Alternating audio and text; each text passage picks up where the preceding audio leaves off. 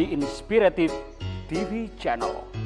Meet different people with different experiences, language, culture, arts, and education.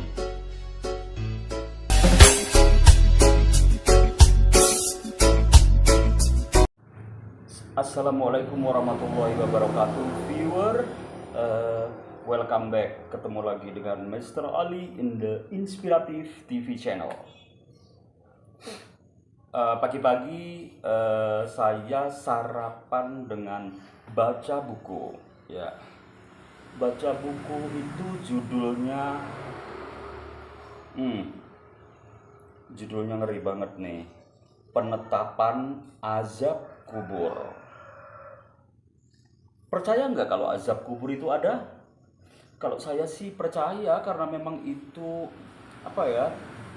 balasan tingkah laku kita selama di dunia, kan, ganjaran tingkah laku kita selama di dunia. Kita selama di dunia itu melakukan apa saja. Kalau kita melakukan kejelekan, ya pastilah ganjarannya azab kubur. Tapi kalau kita tumaknina melakukan sesuatu yang baik, selalu orientasi ke hal-hal yang positif, terus selalu husnudon dalam hidup, ya, dilukai kita berserah diri, ya, jangan sampai kita itu balas dendam kayak gitu-gitu, ya, itu nanti azab kubur akan menimpa. Karena orang sekarang berpikirnya itu cuman simple, ya, karena di dunia merasa, oh, banyak duit, aku bisa ngerampok, bisa apa kayak gitu, kan, bisa begal, ya kan. Aku kemarin ketemu begal 2 di kantor polisi, ya, ditendangi sama polisi. Ya, dia cuma mengeluh aja dengan ininya. Dan saya lihat bukti dia merampok itu pakai golok kecil, ya, agak bulet-bulet gitu.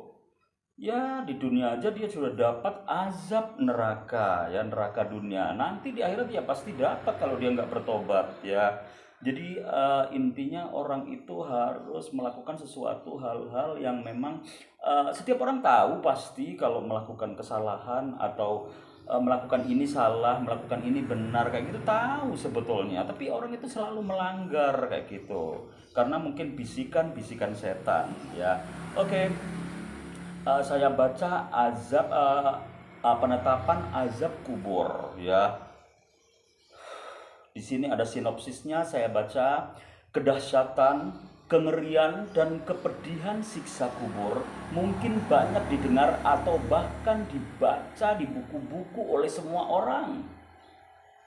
Tetapi pada saat ini banyak sekali orang yang tidak mempercayainya. Bahkan dia itu semau gue, cuek, ya. Azab kubur kan nanti gitu, ya. Oke lah, gak apa-apa, itu hak lu kalau bilang azab kubur itu soal nanti, ya. Sedangkan hal tersebut sebenarnya nyata keberadaannya, ya. Pernah kita juga dengar di film itu, sebetulnya itu juga dari kisah nyata, yang kadang orang hidup lagi, ya, ketemu malaikat di alam kubur, dihidupkan lagi, akhirnya orang itu cerita kayak gitu. Tiga hari 3 malam dikubur, tetapi dia hidup lagi, ada kayak gitu, kan, judul. Terus ada lagi yang sudah 1 bulan dikubur tapi masih pulang, ya, bercerita kepada saudara-saudaranya kayak gitu, ya. Oh my god, ya. Jadi seandainya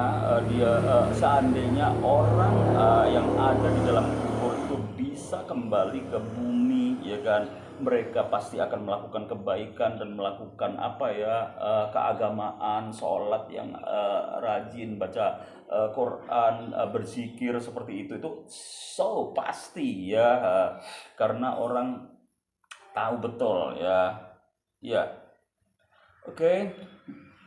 Penetapan azab kubur yang merupakan hasil karya ulama besar Imam Abu Bakar Ahmad bin Al-Baihaqi, ya. Jadi ini buku tulisan dari karya dari Abu Bakar Ahmad bin Al-Baihaqi, lebih dikenal sebagai Imam Baihaqi, yang merupakan ahli fikih dan perawi hadis termasyhur di samping Imam Bukhari and Muslim. Ya, sabasu azabil qabri wasu'alil malakaini, dijelaskan tentang penetapan adanya azab kubur bagi manusia apabila meninggalkan kelak, yaitu di alam barzah, serta dalil-dalil yang mendukung kebenarannya. Oke, jadi keren banget buku ini. Mudah-mudahan kita bisa menyimak seluruhnya ya. Saya sendiri baca juga masih belum penuh ya, tapi ini aku baca ada arti dari berkata Rasulullah SAW bersabda bla bla bla bla bla bla ya, artinya langsung, denganku ahli kubur difitnah, dan di dalam masalah ini ayat ini diturunkan. Ibnu Abbas berkata Allah menghisapnya, dan dalam masalah ini ayat tersebut diturunkan. Oh my god ya.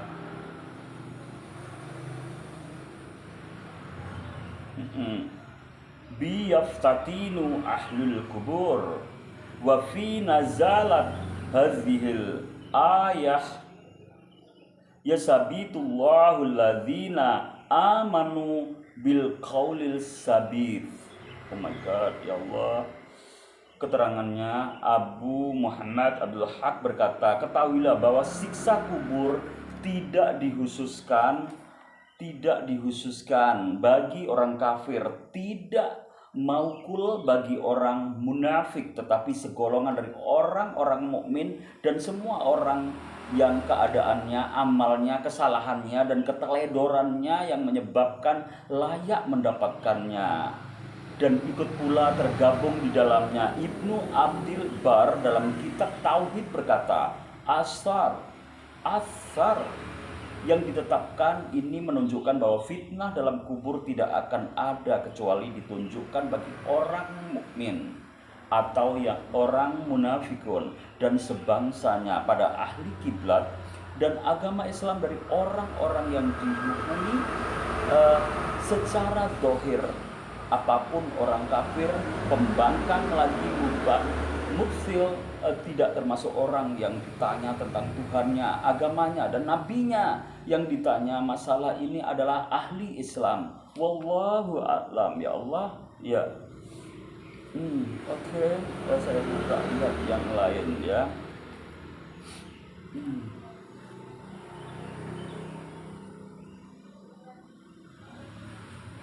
Ya.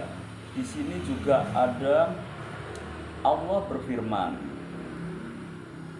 yusabitullahu alladzina amanu bil qaulis sabit fil hayatid dunya wal fil akhirah. Lalu menyebut tentang orang kafir dan berkata, kemudian dicabut oleh malaikat yang berperan sebagai orang buta dan bisu yang membawa tongkat kecil dari besi yang seandainya dipukulkan pada gunung, pasti gunung itu akan menjadi debu, hancur lebur. Kemudian dipukul dengan sekali pukulan yang didengar oleh apa saja yang ada di antaranya, pejajaran timur dan barat, kecuali oleh dua golongan, maka jadilah ia debu. Rasulullah menjelaskan, kemudian ruhnya dikembalikan pada jasadnya. Dari Zakwan bahwa Aisyah radhiyallahu anha berkata, saya masuk pada seorang Yahudi dan ia berkata, berilah makan aku, engkau akan dilindungi oleh Allah dari fitnah Dajjal dan fitnah kubur, katanya. Aisyah berkata, saya terus menahan sampai datanglah Rasulullah, lalu aku bertanya, wahai Rasulullah, apa pendapatmu tentang orang Yahudi ini? Rasulullah bertanya pada Yahudi itu, apa yang kamu katakan tadi? Aku menjelaskan, engkau mengatakan, mudah-mudahan engkau dilindungi oleh Allah dari fitnah Dajjal dan fitnah kubur. Oh my god, ya, jadi ada saja ya dalam buku ini, karena memang banyak penjelasan tentang kubur ya. Iya, oke. Di sini juga ada Ini jadi apa namanya, cabang yang lain dari judul itu, yaitu bagi pengadu domba. Rasulullah SAW berjalan di atas dua kuburan, kemudian beliau bersabda, sesungguhnya keduanya disiksa, dan mereka tidak disiksa karena mengerjakan dosa besar, adapun salah satu karena sering mengadu domba. Ya, jadi jangan sampai kita mengadu domba. Sedang lainnya karena tidak memelihara kebersihan dari kencingnya. Oh my god, jadi kita nggak memelihara kebersihan dari kencingnya juga masuk disiksa loh di kubur. Beliau bersabda lagi, maka keduanya disuruh membawa tulang basah lalu dipecah jadi dua, kemudian ditanam yang satu untuk ini, yang satu lagi untuk yang lain. Kemudian beliau berdoa, mudah-mudahan ia diringankan sebelum kedua tulang ini kering. Ya Allah.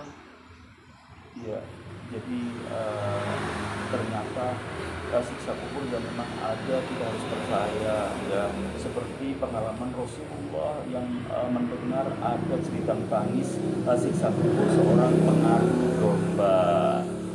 Ya, iya, di sini juga ada cabang dari judul buku ini, yaitu siksa kubur akibat hutang. Jadi orang hutang itu nanti di kubur juga akan disiksa. Rasulullah bersabda, jiwa seorang mukmin selalu bergantung selagi ia mempunyai hutang. Oh my God.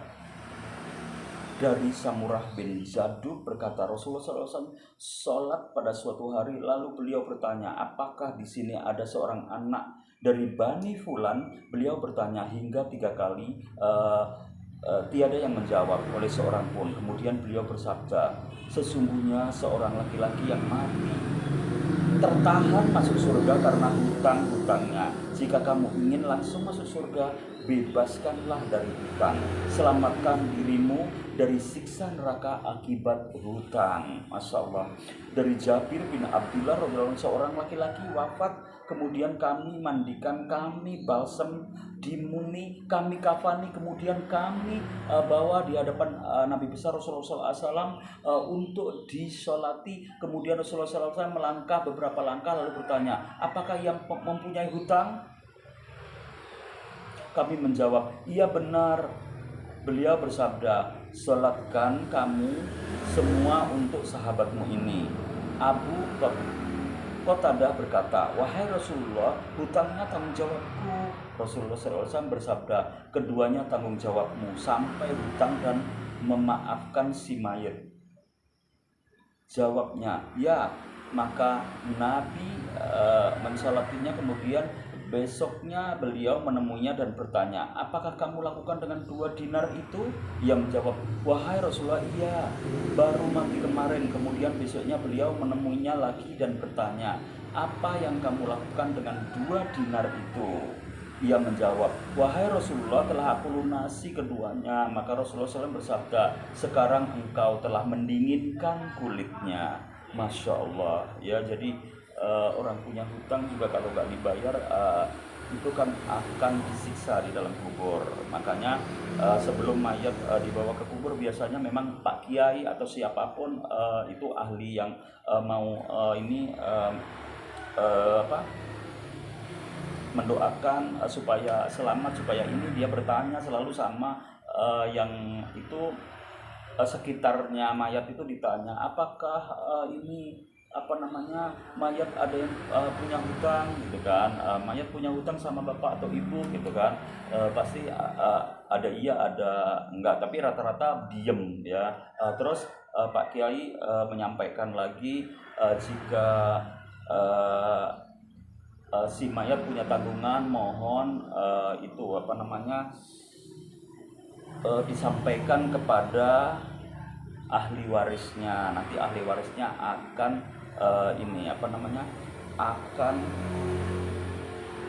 membalas hutang-hutangnya, akan membayar hutang-hutangnya, seperti itu. Oke, viewer, jadi itu tadi sekilas tentang dari buku ini yang memang keren banget, aku suka ya. wabillahi taufiq walhidayah. Jadi azab kubur itu ada, makanya kita di dunia harus hati-hati, jangan sampai kita menembus dan melakukan sesuatu hal-hal yang sifatnya kita akan mendatangkan azab kubur di akhirat nanti, atau kelak kita setelah mati. Wassalamualaikum warahmatullahi wabarakatuh.